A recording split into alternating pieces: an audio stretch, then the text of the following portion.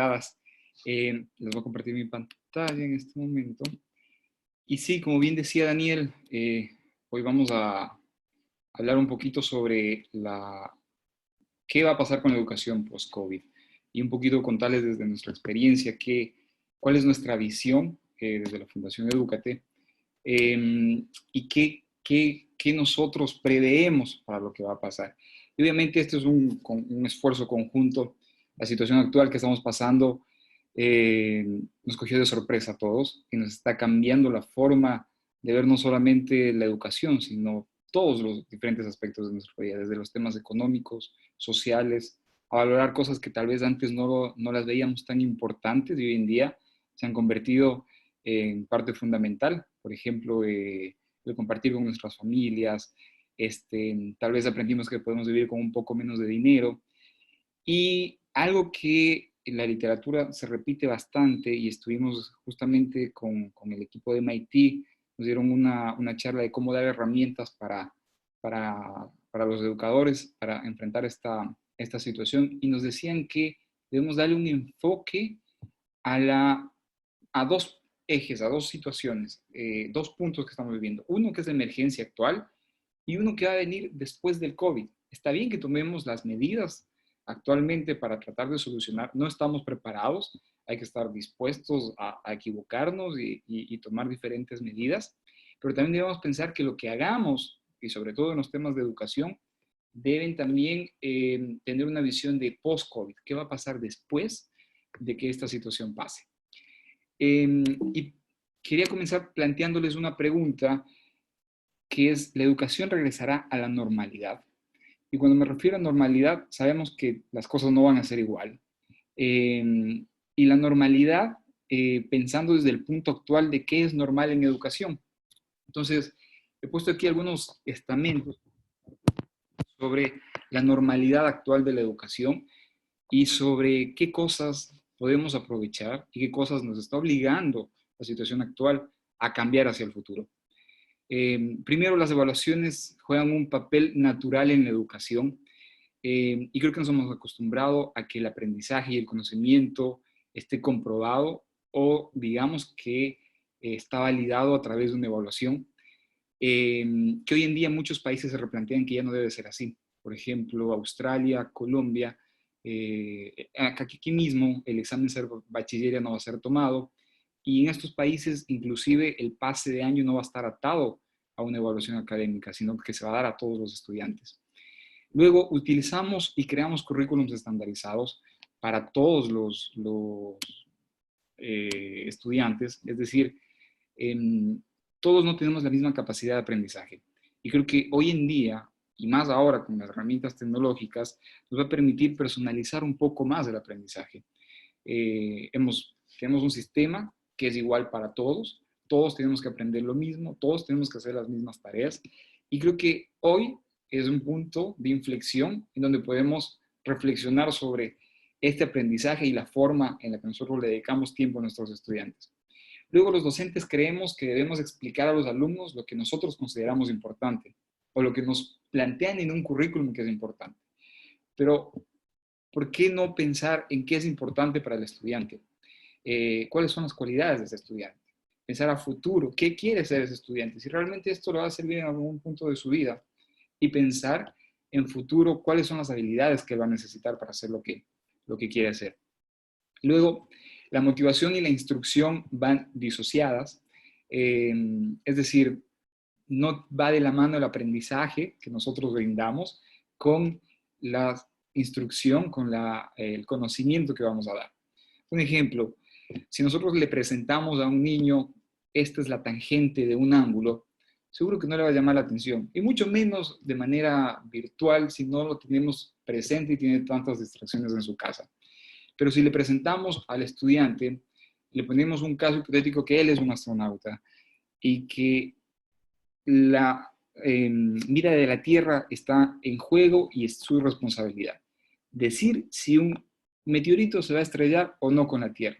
Para hacerlo, te presento la tangente de un ángulo que te va a poder descubrir. Les aseguro que ni siquiera le vamos a tener que explicar, sino que él va a buscar cómo hacerlo. Luego, estudiar es una parte importante del aprendizaje. Eh, Esto es una premisa para mí súper poderosa, que estamos atados a que estudiar, leer un libro, eh, tal vez hacer las actividades puntuales que nosotros planteamos en clases, eso va a brindar un aprendizaje al estudiante. Y nos olvidamos de qué nos pasa en la vida real cuando aprendemos algo. Está basado en experiencias. Pasamos por algo básico o tal vez por algo que nos hace recordar y nos queda un aprendizaje que no nos dura solo para el momento ni para rendir un examen, sino nos dura para toda la vida. Debemos medir el aprendizaje de los alumnos con pruebas y evaluaciones, no precisamente.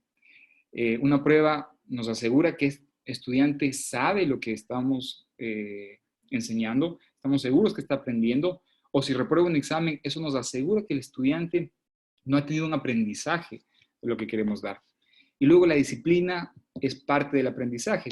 Sin duda la disciplina va concatenado con muchos otros valores y muchas otras cualidades y habilidades que desarrolla un estudiante, pero tampoco la disciplina debe convertirse en un sesgo o en un limitante de la creatividad, o de salirse del cajón o de los paradigmas de lo normal para un estudiante. Y finalmente, el sistema educativo cree que los estudiantes tienen por defecto un interés intrínseco en el aprendizaje de lo que decidan enseñarles. Es decir, nosotros a veces pensamos que el estudiante está obligado a tener interés en lo que les vamos a dar. Y creo que ahí viene la parte de nosotros como docentes, de generar este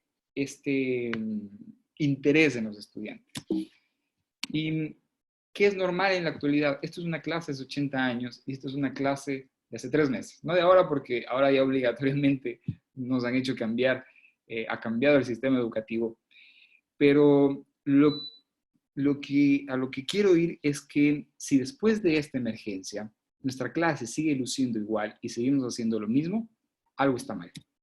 Quiero compartir esta frase con ustedes. Si no estás cometiendo ningún error, no estás innovando. Y si estás cometiendo los mismos errores, no estamos aprendiendo. Esta historia y leer a Sugata Mitra, que es un investigador de la India, para mí me dio unos insights muy interesantes y quiero compartirles cuál fue la experiencia de Sugata Mitra, que lo pueden googlear. Como escuché Daniel, luego va a haber un blog en donde va a haber preguntas e información. Les voy a pasar varios links para que puedan revisarlo luego con más profundidad. En 1999, Sugata era un profesor de código y tenía estudiantes que eran de estudiantes jóvenes.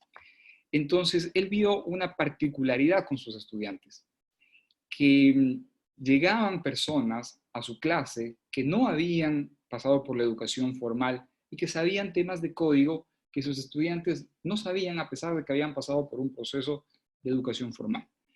Entonces, lo que él se percató es que el aprendizaje de los chicos iba no atado a lo que el profesor les daba, sino al interés que ellos ponían. E hizo un experimento que se llama The Hole in the Wall, el agujero en la pared. En Nueva Delhi, en uno de los barrios donde menos escolaridad había, donde más problemas de educación había, hizo un hueco en la pared e instaló una computadora con todo su software en inglés. Y la dejó ahí durante 2 meses para ver qué pasaba con los niños que vivían en ese barrio. Entonces los niños comenzaron a ir, primero no sabían qué era, muchos de ellos ni siquiera conocían que era una computadora en 1999. Esta computadora tenía acceso a internet. Regresó después de 2 meses y todos los niños del barrio sabían manejar la computadora. Y no solo sabían manejar la computadora, habían entendido que todo en la computadora funcionaba con procesos. Habían aprendido cómo ver videos, cómo leer textos, cómo entrar a juegos, y aprendieron algo más que computación, aprendieron temas que les interesaban, que ellos mismos buscaban. Y cuando él hizo la documentación y publicó esto, hubo muchísimas personas que estuvieron en contra y que decían que qué está pasando, que hay cosas que no pueden validarse porque, por ejemplo, pudo haber pasado uno de sus estudiantes por ahí y haberle enseñado a un niño, o pudo haber alguien que fue una guía y les enseñó cómo manejar la computadora. Entonces repitió este experimento en diferentes lugares. Lo repitió en una aldea lejana a Nueva Delhi, donde la escolaridad era casi nula.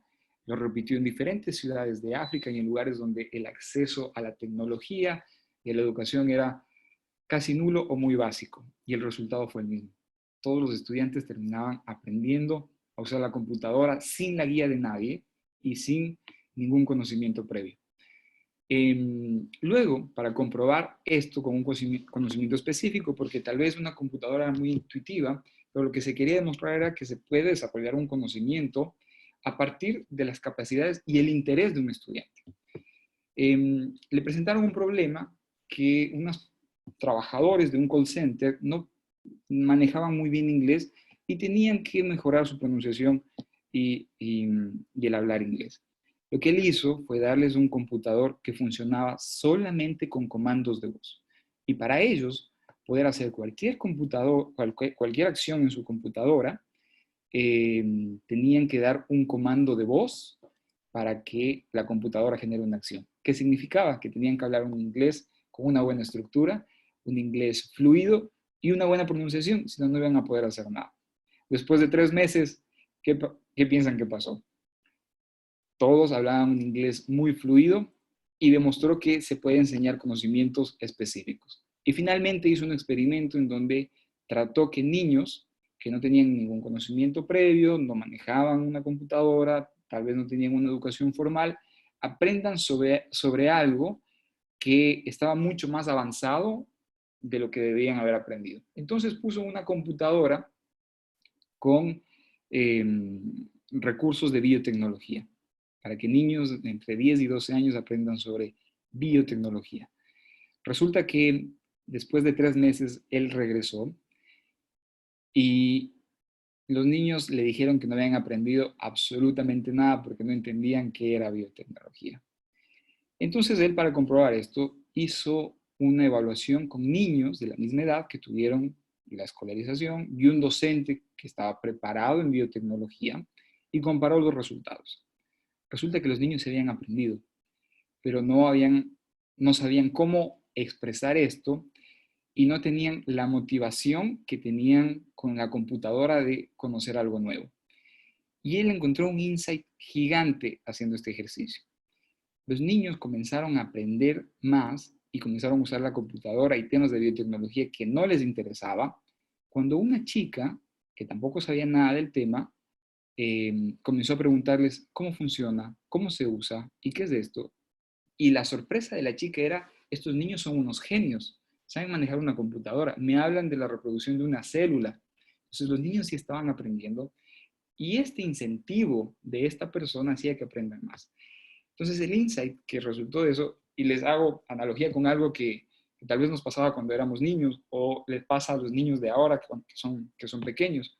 Tal vez cuando nosotros éramos pequeños y nuestras abuelitas nos veían manejando una computadora, pensaban que éramos unos genios y ¿qué hacíamos? Yo por lo menos le decía a mi abuelita, mire, esto funciona así, se hace así, tal, tal, tal, tal. Y a ella le llamaba muchísimo la atención y a mí eso me incentivaba a aprender algo más y cuando yo le explicaba, reforzaba lo que estaba aprendiendo. Entonces, el insight era que la metodología que él diseñó no necesitaba tener un profesor que sepa sobre algo. Él necesitaba un ejército de abuelitas que incentiven a los niños a aprender y les den esa comprobación de que están haciendo las cosas bien. La conclusión de esto es que los niños, los estudiantes con acceso a la tecnología pueden hacer maravillas. Tienen una ventana ilimitada de acciones y de cosas que podrían aprender. Esto pasó en 1999, cuando el Internet no tenía tantos recursos y teníamos tantas herramientas tecnológicas como las tenemos ahora. Entonces, la pregunta que les planteo ahora es, ¿qué nos traerá el futuro? ¿Y cómo vamos a llevar toda esta situación, todos estos recursos que tenemos al aula y a la nueva generación que viene en camino de estudiantes? ¿Qué nos va a traer el futuro? Nos va a traer disrupción. Está cambiando los modelos educativos, se están cambiando los modelos de negocios, se están creando nuevas formas de innovar, se están creando nuevas formas de emprender. Nos trae tecnología, no podemos estar separados de la tecnología. La influencia tecnológica tiene que ser uno de los pilares en, en en el nuevo modelo educativo que debemos plantear. Actualmente hay 50.000 millones de dispositivos conectados al Internet. Este me parece un dato importantísimo. Significa, miren la diferencia que hay desde de hace 5 años nada más a hoy. Significa que hay 7 dispositivos por persona conectados a Internet. Y estoy seguro que con lo que está pasando actualmente, con la transformación digital obligatoria que estamos sufriendo, muchísimas más personas a muchísimos más dispositivos van a estar conectados a la nube. Va a cambiar la demografía, sin duda. Cuando regresemos a clases, la educación no va a ser la misma, vamos a tener reglas de distanciamiento social, vamos a usar mascarillas, va a haber una menor cantidad de estudiantes por aula, de seguro. Tal vez tengamos aulas con menor cantidad de estudiantes y tal vez horarios de clase no tan extendidos, sino más cortos. Globalización, tenemos que crear estudiantes y personas para el mundo que estén dispuestos a trabajar con cualquier persona del mundo. Y finalmente, convergencia. Convergencia en el sentido de que muchos de los trabajos que van a existir de aquí a 10 años, ni siquiera los conocemos. Tenemos que preparar a la nueva generación y a los nuevos estudiantes y a los nuevos niños y jóvenes para que tengan estas habilidades para el futuro. Y la pregunta ahora que les hago es, ¿cómo nos debemos preparar? Lo que les decía es, miren, este dato es de antes del COVID. 65% de los niños que están en la primaria actualmente terminarán trabajando en un trabajo que hoy no existe. Es lo que pasa ahora. Hace 10 años, ¿qué niño pensaba que iba a ser un community manager? ¿O qué niño pensaba que iba a aprender modelado en 3D o iba a aprender sobre análisis de data? En fin, ¿cuántas carreras nuevas que hoy se están generando? Y para ello debemos prepararnos con nuevos modelos educativos, influencia tecnológica, nuevas habilidades. ¿Y qué son estas nuevas habilidades? Aquí le doy un enfoque muy grande a habilidades blandas. En lo que va de esta cuarentena, hemos corrido una encuesta a padres de familia entre Quito, Guayaquil, Puerto Viejo y Manta para saber cuáles son sus expectativas o qué esperan de la educación ahora para el futuro. El 60% dicen que debe enfocarse más en un desarrollo de habilidades que en un desarrollo de conocimientos. Y creo que estoy totalmente de acuerdo. Hay que dar un rol protagonista en el desarrollo de pensamiento crítico, inteligencia emocional, trabajo en equipo, liderazgo y un sinnúmero de habilidades blandas que son necesarias para el desarrollo, obviamente, del aprendizaje de conocimientos duros, pero también para el desenvolverse en un nuevo mundo. Globalización y finalmente el rediseño de los espacios de aprendizaje. Esta imagen a mí me encanta y es una analogía muy clara de lo que pasa con el sistema educativo. La persona que está sentada les dice a los animalitos, para una selección justa, por favor, trepen, vamos a tomar todos el mismo examen, trepen ese árbol. A mí realmente que me da pena por el pobre pescadito.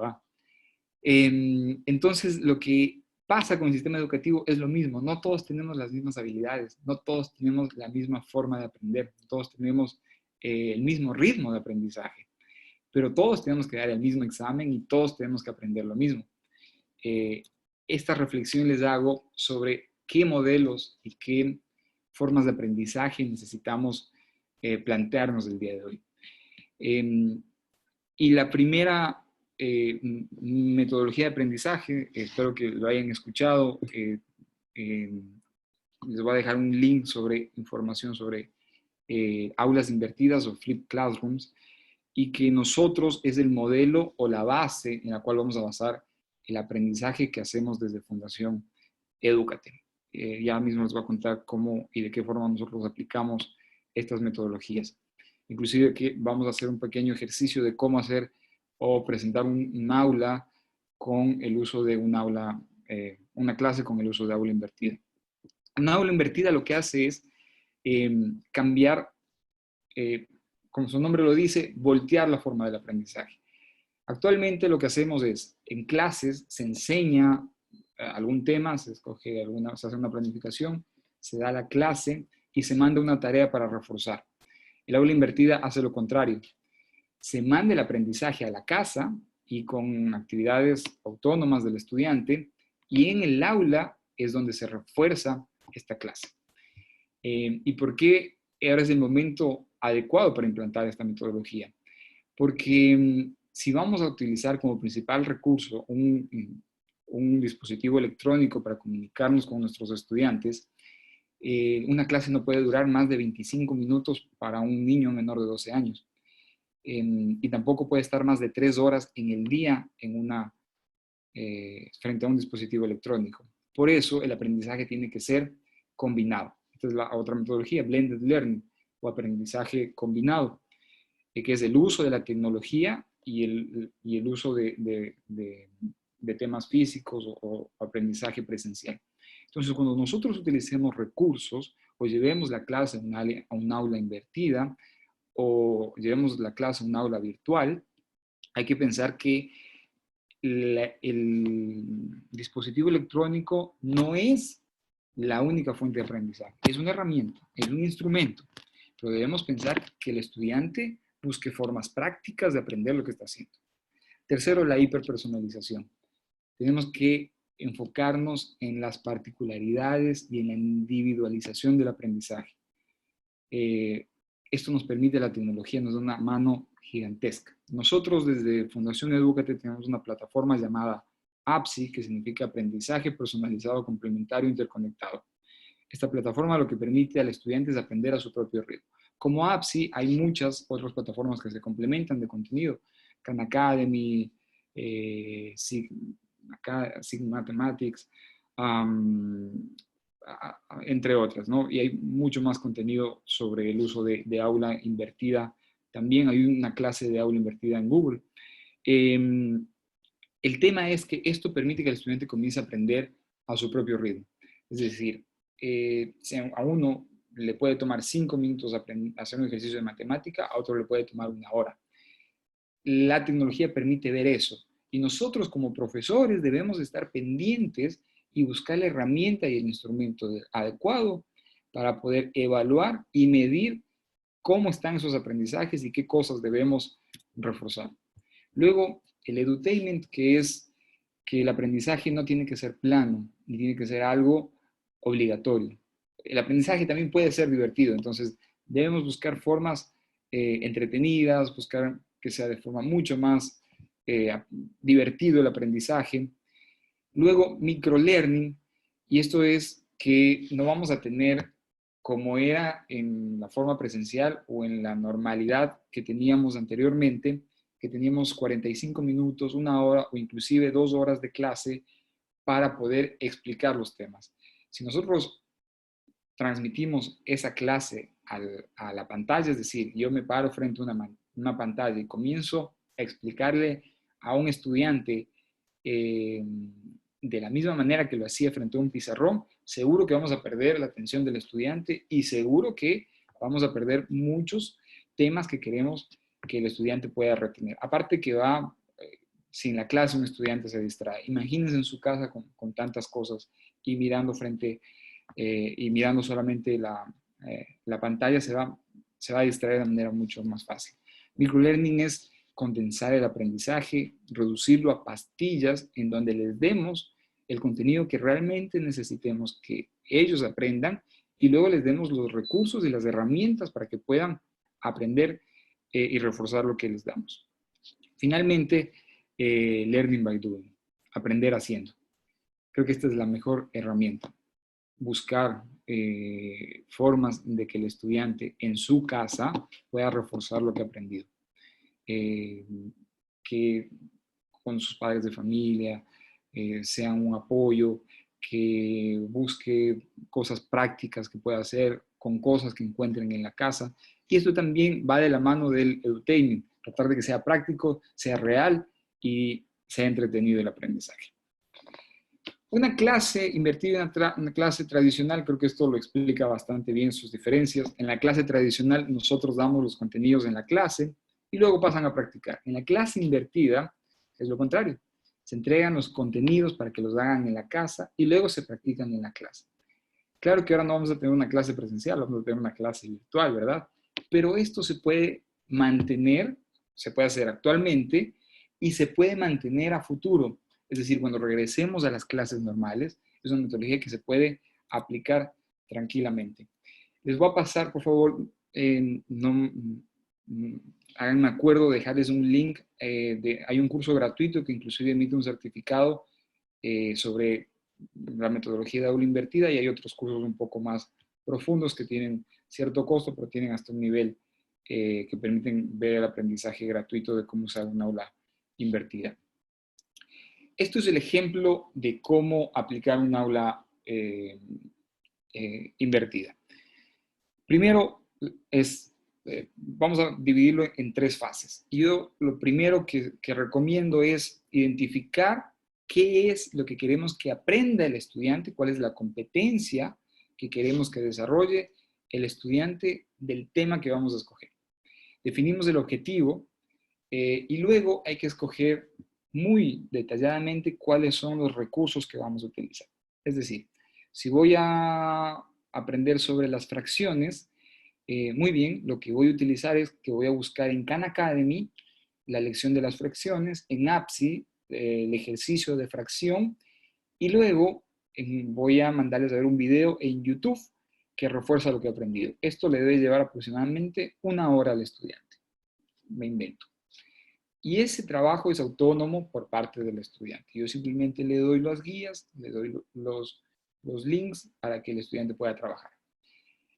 Antes de continuar, hay que tener claro también que cuando usemos una aula, ustedes tienen la facilidad de tener un aula virtual, que es Micareno, que se adapta perfectamente a que puedan ustedes ahí hacer su planificación y ahí puedan poner qué cosas tiene que hacer el estudiante. Y luego buscar los contenidos que vayan a tener. Y finalmente van a tener 3 recursos, que es su aula virtual, el contenido y recursos que van a utilizar, y tercero, la herramienta para la videollamada, que será Zoom, Hangouts, Teams, etcétera, ¿no? No hay que confundir que Zoom es un aula virtual o Zoom es mi clase virtual. Es una herramienta más que me va a permitir dar la clase. Bueno, definidos los recursos, definidos los objetivos de mi clase, lo que yo hago es darle y asignarle eso a mi clase.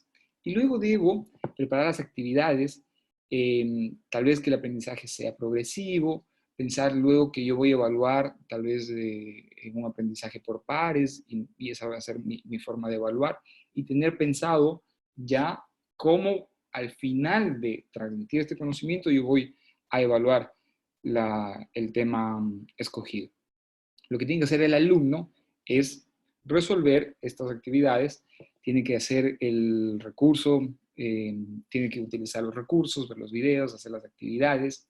Y clave en esto es llevar un control. Es decir, yo tengo que dejar un cuestionario que me permita, al terminar los chicos que tienen que hacer, me invento, si yo envié el lunes, tienen que hacer esta actividad el martes, que a mí me permita ver cómo avanzaron los chicos y saber dónde están fallando, qué cosas no están haciendo, y a mí eso va a ser un recurso importantísimo que me permita armar mi siguiente clase y mi pastilla de microlearning para yo poder dar mi clase de reforzamiento académico. Entonces, después de haber enviado los recursos, que el estudiante vio el video, hizo la actividad, hizo la lectura y hizo el cuestionario de evaluación o el test o la actividad, etcétera, que yo tengo que poderla revisar, debo armar mi clase, en este caso la virtual, pero que también se traslapa si lo hiciéramos de manera presencial. Me invento, yo le mandé al estudiante a aprender sobre fracciones. Tenía que ver el video sobre fracciones, tenía que hacer la actividad de Khan Academy y finalmente tenía que tomar una fotografía de las fracciones que yo le mandé a escribir con las frutas que encuentra en su casa. Me invento. Esa fue la actividad. Finalmente yo mandé una pequeña evaluación en la que tenían que por Socrative llenar responder ciertas preguntas. Ese resultado que yo tengo me va a decir que tal vez el 60% de la clase ni siquiera hizo la actividad. O me va a decir que el 40% de la clase no está entendiendo lo que son fracciones mixtas. Entonces, eso a mí me va a permitir armar una clase, mi clase para mi siguiente clase. Entonces, lo que yo hago en la clase primero es resolver las dudas de lo que tuvieron los chicos. ¿Sí? Entonces, yo hago y yo refuerzo solamente lo que fallaron en la evaluación que les mandé a hacer del aprendizaje que tenían que hacer los estudiantes. Luego, tengo que hacer una revisión de los nuevos conceptos que son claves. Es decir, no voy a tomarme 40 minutos en explicar todo el funcionamiento o tal vez de ejercicios, sino los recursos que realmente son importantes, que no pueden fallar, algo que no pueden perder o saltarse los estudiantes de aprender, o algo que es necesario que todos conozcan, o que para mí es muy importante que ellos sepan. Y obviamente esto tiene que estar adaptado al resultado de la clase anterior. ¿Qué hace el estudiante? En la clase recibe, escucha el trabajo que hicimos, hace una actividad de consolidación, se realiza un trabajo individual o colectivo, darle mucho enfoque y mucho énfasis en trabajo colectivo, sobre todo ahora en esta situación que estamos viviendo. Recuerden que los estudiantes no están teniendo el contacto social y no tienen el desarrollo de estas habilidades blandas. Entonces, tratar de que haya mucha cooperación en el trabajo. Y inclusive un punto de evaluación debería ser esta cooperación más que la competencia. Finalmente, tratar de que sea participativa la clase que tengamos online. No vamos a tener la oportunidad de escuchar si tenemos 30 chicos o 40 chicos por videollamada, pero sí pasarle la participación en ciertos puntos a los estudiantes para que estén atentos y no se pierdan del hilo de la clase. Finalmente, hemos tenido 3 etapas en el aula, ¿no? La primera, que es reforzar lo que vimos, los nuevos conceptos, la actividad con los estudiantes, y finalmente debemos presentarles lo que tienen que hacer para la siguiente clase. Entonces, decirles cuáles son las actividades, revisar los conceptos, tal vez mostrarles una guía de cómo se tienen que hacer las actividades en casa y luego darles la siguiente actividad del día. Finalmente, después de la clase, debemos ver qué chicos necesitan reforzar, identificar tal vez en la evaluación anterior y en la evaluación que se hizo en clase, qué cosas están fallando y quedarnos con esos chicos, darles tal vez un tiempo extra, revisar los trabajos. Tenemos que ser muy observadores en qué cosas los estudiantes necesitan mejorar, qué estudiantes están fallando, y tal vez ver una manera diferente de trabajar con ellos. Recuerden el tema de personalización. Tal vez con un estudiante no funciona el hacer actividades en una plataforma. Para eso también hay que involucrar mucho a los padres. Hoy, más que nunca, los padres deben jugar un rol importantísimo en la clase.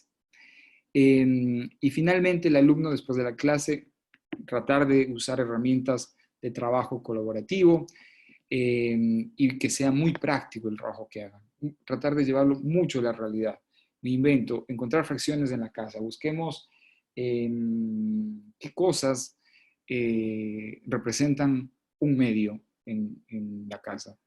Una mitad de una naranja, no sé. Ya ahí dependiendo del tema que se trabaja. Hay muchos recursos para esto.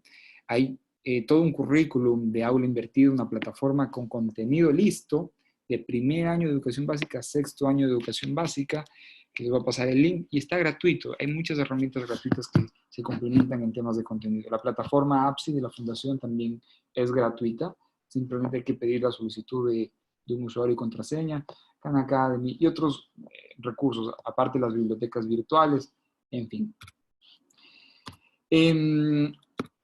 Nosotros, ¿cómo aplicamos esto? En Fundación Edúcate tenemos un programa llamado Escuelas DIN con 400 escuelas particulares populares de la ciudad de Guayaquil, en donde lo que nosotros hacemos es las tres primeras metodologías que les dijimos. Un aula invertida, con el uso de tecnología en un aprendizaje blended y una hiperpersonalización. Nosotros evaluamos cada escuela antes de comenzar el año lectivo para saber dónde están sus deficiencias académicas y también de infraestructura o de espacio, en fin. Y lo que hacemos es hacer una intervención de plan de aula para cada institución educativa que se pueda adaptar a la necesidad de cada estudiante.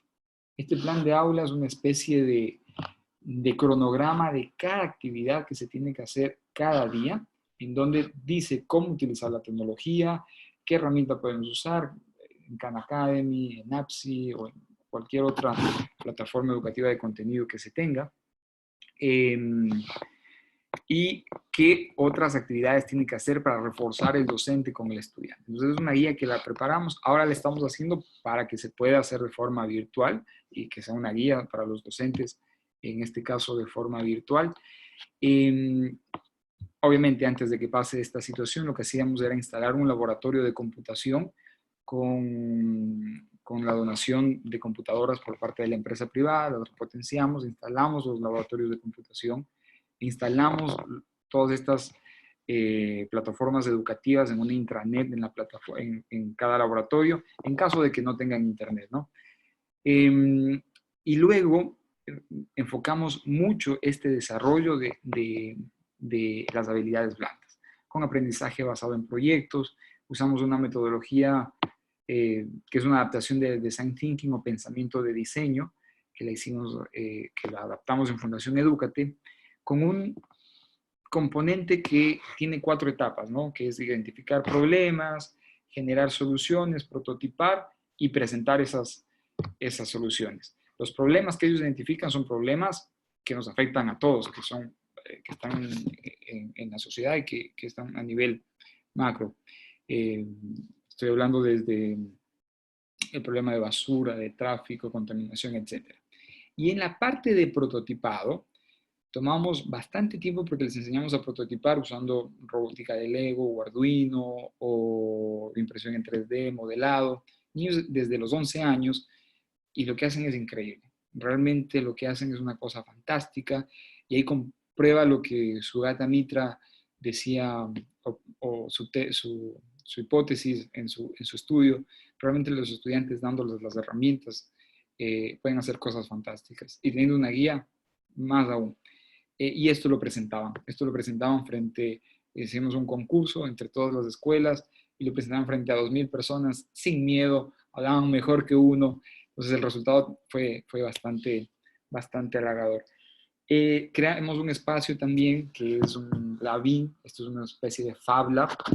Para hacerlo fuimos a MIT, tuvimos el apoyo de ellos, implementamos este laboratorio con un enfoque educativo en donde los niños aprenden, jóvenes aprenden con certificaciones técnicas y tenemos programas también en habilidades blandas. Todo le damos un componente súper fuerte del desarrollo de habilidades blandas, que comienza desde generar un plan de vida, inteligencia emocional, manejo de conflictos, trabajo en equipo, cómo presentarse en público, cómo presentarse en una entrevista de trabajo, cómo emprender. Y es basado en experiencias. En la parte de habilidades, jamás va a estar el profesor diciéndole, esto es inteligencia emocional, o esto, así tienes que hablar en público. Todo está diseñado para que sea una experiencia y el estudiante desarrolle esa competencia o genere ese aprendizaje a través de una experiencia.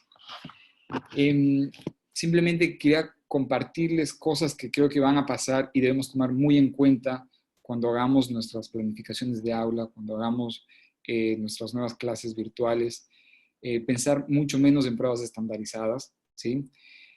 Vamos a tener que desarrollar nuevas responsabilidades y habilidades, todos los profesores, pensar más en cooperación y no en competencia, ¿sí? A veces hacemos que compitan por tener la mejor nota, creo que este es el momento más de enfocarnos en temas de cooperación, hacer de las cosas básicas más prioritarias, pensar en que cómo lo que se está aprendiendo va a ser aplicado en la vida real. Brindar opciones profesionales, no pensar que solamente el final del estudio es obtener un título universitario, sino el final del estudio es prepararlos para la vida, es prepararlos para el futuro.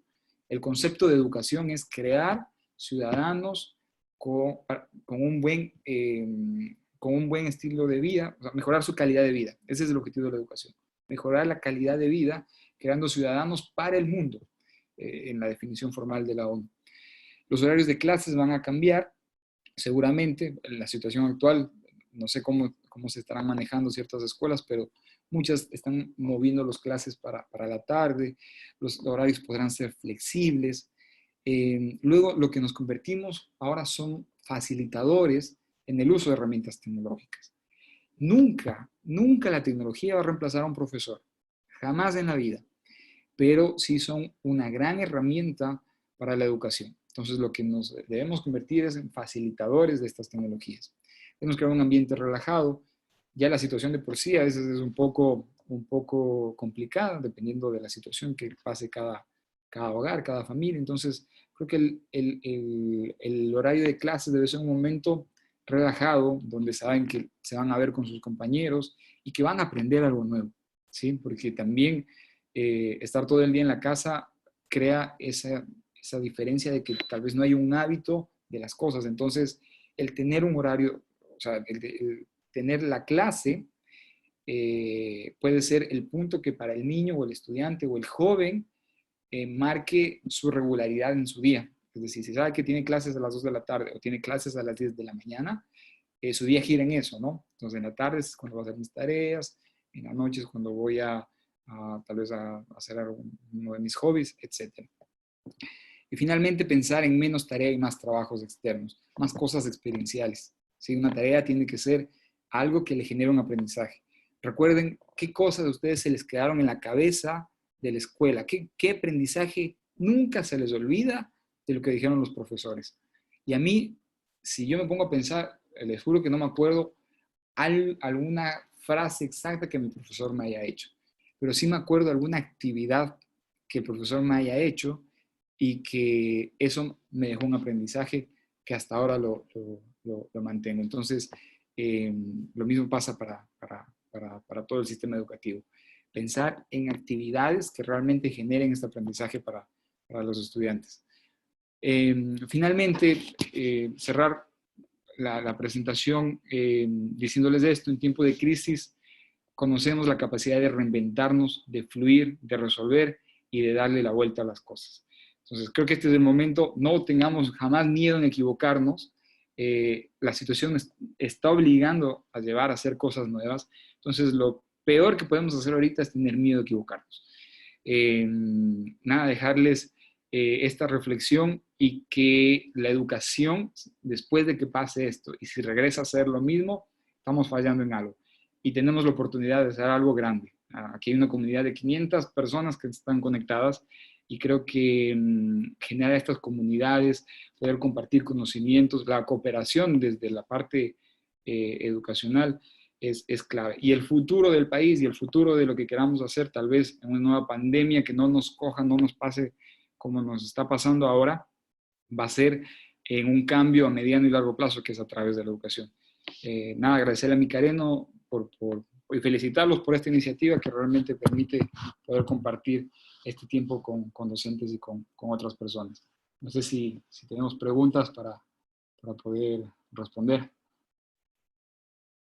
Perfecto, muchas gracias, Max. En realidad, muy interesante. Déjame mencionarte que en el chat nuestros participantes te están felicitando muchísimo por la excelente exposición, por la utilidad de todo el conocimiento que has compartido esta tarde con nosotros. Así que te comparto todas esas gracias y felicitaciones a tu exposición. Muchísimas gracias. Yo logré recabar algunas preguntas que estaban por acá en el chat. Sin embargo, las personas que quieran alguna pregunta pueden escribirlo ahora. Mientras, yo voy a a comentarles. Bueno, para empezar, Max, muchas personas nos han pedido las herramientas y plataformas que mencionaste, entonces Sí, seguro. les he comentado que va a estar esto disponible, así como este webinar que está siendo grabado, va a estar disponible un archivo en PDF en donde vamos a poderles otorgar todas las herramientas que has mencionado para que ellos puedan descargar y empezar a aplicar en sus instituciones. Así que lo podrán tener en los próximos días en el blog, junto con esta Sí, seguro grabación. que sí. Seguro que sí. Perfecto. Bueno, ahora sí en cuanto al tema de preguntas. Bueno, hay alguien que nos preguntó, Max, ¿qué recomendarías para trabajar con niños con necesidades educativas especiales en el tema de justamente del confinamiento, de la clase virtual? Sí, esto es una pregunta que la hemos hecho bastante porque las herramientas o de contenido no están hechas precisamente para personas con necesidades especiales. Lo primero que hay que hacer es el involucrar al padre de familia obligatoriamente. Tiene que tener un rol muchísimo más importante porque el éxito generalmente cuando hay una persona con necesidades especiales es la personalización del aprendizaje. Necesita que una persona esté más pendiente de lo que hace. Entonces, primero, uno es que el padre esté muy, muy involucrado. Luego, la tecnología es una excelente herramienta, pero repetir lo mismo que pasa con un niño que no es mayor a 5 años, no puede tener más de 3, no puede pasar más de 3 horas frente a un dispositivo electrónico. Además que el dispositivo electrónico va a ser muy fácil que se distraiga. Entonces el estudiante, el profesor lo que tiene que hacer es involucrar al padre mucho en las actividades que vaya a hacer y dos, encontrar actividades que sean muy lúdicas, muy prácticas, no solamente con el uso del dispositivo electrónico. Justamente tenemos una persona que trabaja con temas enfocado en estos temas y estaba haciendo el análisis de con dónde hay contenidos y plataformas educativas que puedan servir para la educación remedial. Y encantado de compartir cuando tengamos ya hecho este mapeo de estos contenidos. Perfecto, gracias. Yo mientras están las otras preguntas, igual aprovecho para mencionarles a todos, bueno, Max, quien preside Fundación Edúcate, al igual que Micareno, estamos muy enfocados en apoyar totalmente a la calidad educativa, a mejorar justamente los procesos, las metodologías que se utilizan para lograr lo que ya mencionó Max, ciudadanos con una mejor calidad de vida. Otra de las preguntas que hicieron, Max, el tiempo que recomiendas máximo para las videoconferencias. Ya mencionaste algo de no más de 3 horas, pero quizás un poco más a detalle, quizás en las diferentes edades. ¿Podrías, por Perdón, favor?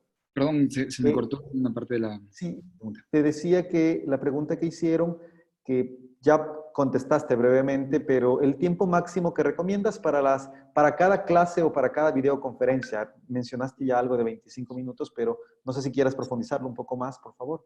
Sí, lo ideal para una clase para niños menores a 12 años es 25 minutos. Obviamente, a veces puede ser muy corto hasta que se conecten, hasta que se termine. Entonces, yo creo que entre 25 y 40 minutos debe ser lo ideal. Ya para los chicos más grandes, eh, entre 40 minutos y 60 minutos. Más de eso no debería durar una clase virtual. Perfecto. Bueno, estoy tratando de leer acá. Bueno, sí, están preguntando acerca de las herramientas. Nosotros, como les mencionábamos hace un momento, vamos a compartir eso a través de nuestro blog, en donde estará disponible esta grabación y además toda la información que Max nos ha proporcionado, las diferentes herramientas que él mencionó, con los links a todas estas herramientas gratuitas. Bueno, sí, a la persona que no escuchó, voy a repetir, Max, si me permites. Max mencionaba que pueden ser, o lo ideal son clases virtuales de no más de 25 minutos estudiantes de menos de 12 años y en el caso de ser un poco más grandes, no más de 40 a 60 minutos.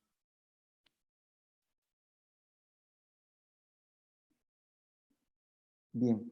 No sé si tengas, por favor, no estoy tratando de leer, son muchos mensajes de felicitación, en realidad trato de concentrarlos Este, en un solo lugar. Andrés, gracias. Daniel, sí, hola, hola Max, Hola, Andrés. agradecemos nuevamente, ha sido valiosísimo y se está viendo reflejado en todas las preguntas que tenemos, así que les pido mil disculpas si no logramos responder todas porque son muchas en realidad. Así que bueno, vamos a aprovecharte, Max, lo que más se pueda. Voy a rescatar una importante. Nos decía alguien anónimo que si era importante que nosotros desarrollemos toda una modalidad o una documentación antes de generar estos recursos online o que se usen en una aula invertida. ¿Hay algo, alguna guía que tú necesites hacer antes de iniciar esto? Bueno, sí, inclusive hay plantillas sobre qué nomás debería incluirse en una aula invertida. Les cuento que si bien hace poquísimo estamos metiéndonos de lleno, se aplicaba la metodología, pero no era el eje principal de lo que nosotros hacíamos. Ahora, actualmente, como está la situación, sin duda que tenemos que adaptarnos. Yo les voy a pasar el link de este curso donde hay inclusive una plantilla que les va a permitir armar el aula invertida. Leí por ahí en las preguntas que decían que sí es ideal que antes de la clase de una aula invertida se tenga un pequeño aula virtual o una clase virtual para motivar. Totalmente, totalmente. Debería comenzar la clase con una aula virtual, inclusive explicarles a los chicos a detalle cómo funciona, tener una clase solo dedicada a la metodología antes de comenzar y motivarles a los chicos a hacer las actividades. Inclusive esta clase inicial puede ser muy explicativa, puede ser eh, muy ejemplificada, que el profesor haga un ejemplo de lo que tiene que hacer el estudiante en su casa. Genial.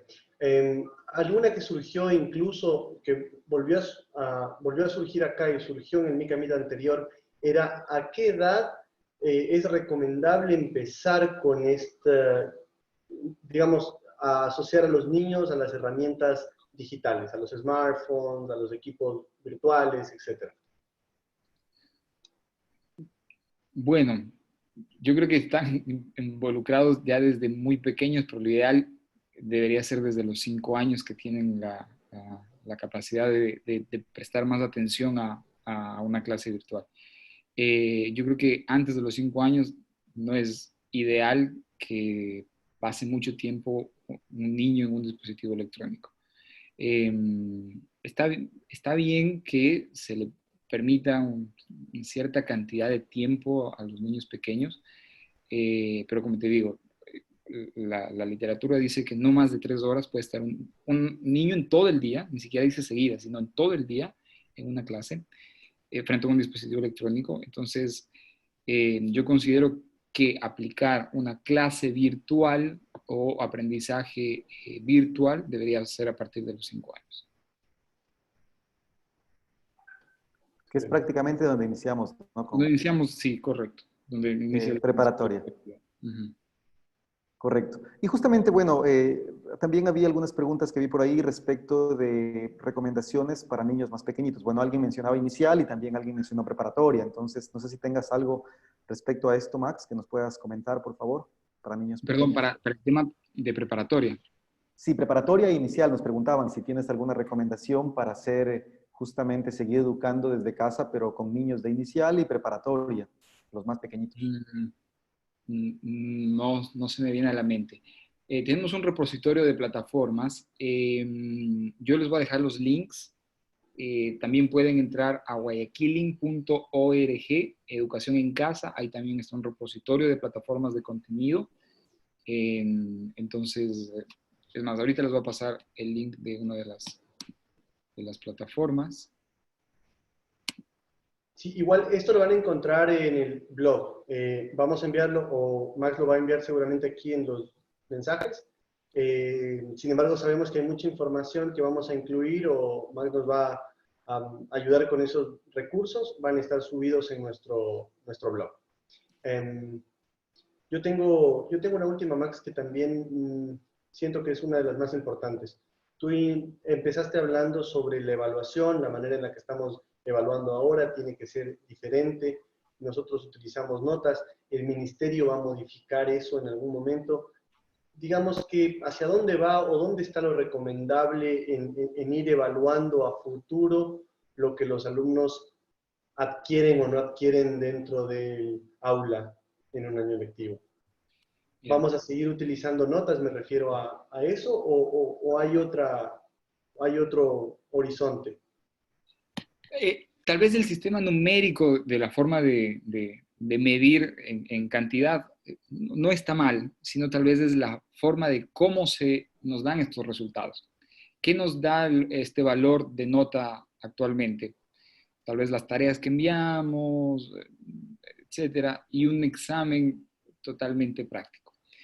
Yo creo que debe estar más atado a las competencias de cada estudiante, es decir, al nivel de aprendizaje que está generando un estudiante. Obviamente debe haber una base, debe haber un mínimo que se debe cumplir, pero se deben evaluar también cosas en el proceso del desarrollo cognitivo.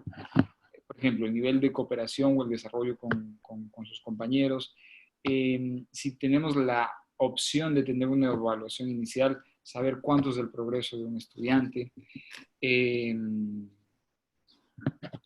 Sí, entre otras cosas.